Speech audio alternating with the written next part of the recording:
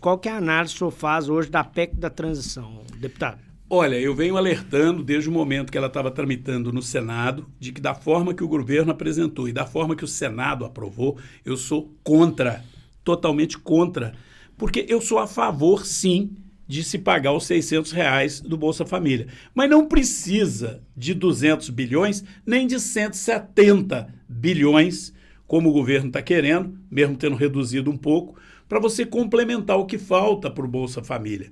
O Bolsa Família, que veio com o nome de Auxílio Brasil, o governo do PT quer voltar ao nome antigo, mas é a mesma coisa. Isso é só politicagem partidária.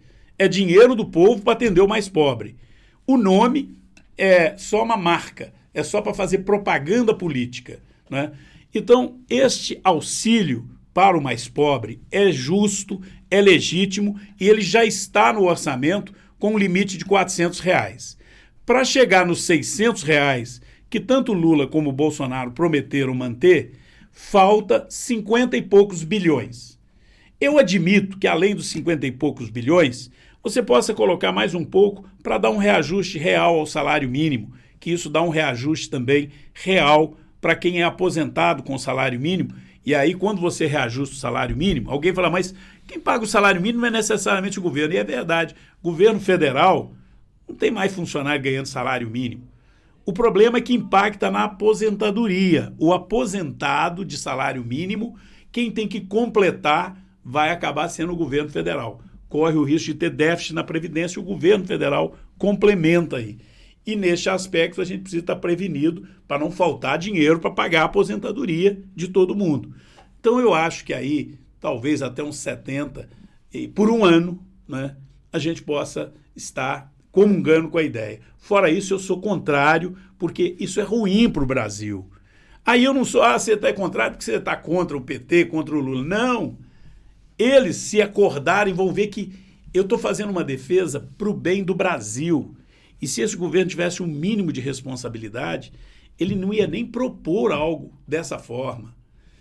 Eu me lembro, quando a Dilma era presidente, o Joaquim Levy era o ministro da Economia, era o ministro da Fazenda, que chamava Ministério da Fazenda.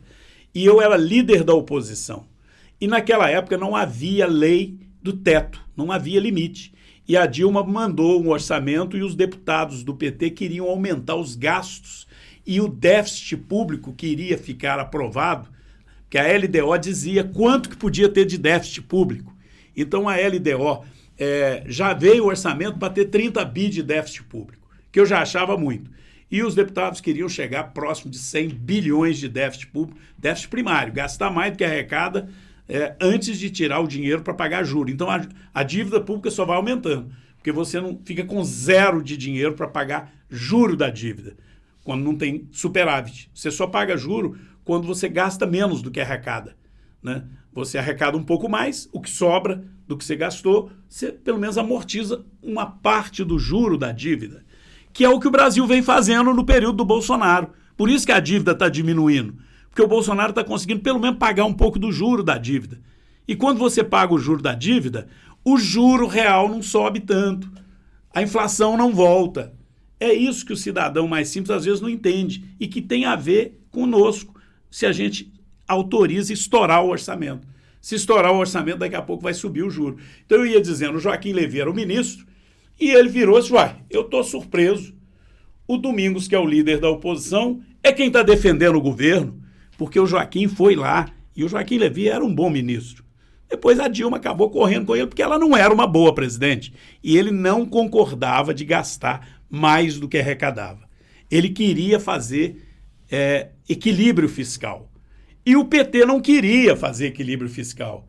E eu era oposição e dizia, tem que fazer equilíbrio fiscal, não pode gastar mais do que arrecada, não pode endividar mais o Brasil. Pois bem, o PT praticamente quebrou o Brasil. Foi por causa do PT que a gente aprovou na Constituição a chamada lei, a regra de ouro do equilíbrio fiscal, do teto de gasto, de que você só pode gastar o mesmo tanto que gastou no ano anterior, mais a inflação, para não ir gastando cada vez mais. Esse teto de gasto a gente fez como uma vacina contra PT. Agora o PT volta ao poder, quer acabar com o teto de gasto. Se nós concordarmos com o PT dele acabar com o teto de gasto, todo ano o Brasil vai gastar mais do que arrecada. Ao final do governo, ele vai ter criado a ilusão de um governo que é muito generoso, que dá tudo o que você pede, mas com isso volta a inflação. Quando volta a inflação, quem mais perde? É o mais pobre. O mais rico, ele sempre tem como aplicar no exterior, aplicar na bolsa, aplicar em dólar, embutir a inflação na mercadoria que ele vai vender. O mais pobre não.